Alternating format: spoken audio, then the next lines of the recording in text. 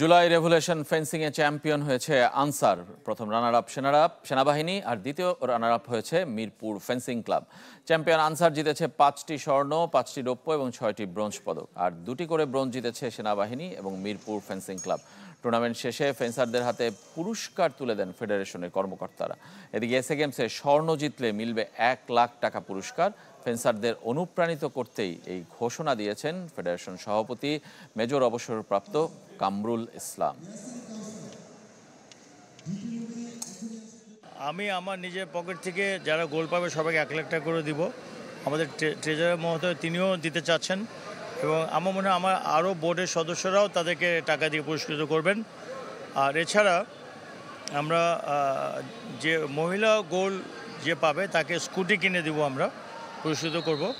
আর ছেলে যদি কোনো ছেলে গোল পায় তাহলে ডেফিনেটলি তাকে আমরা মোটর বাইক দিব।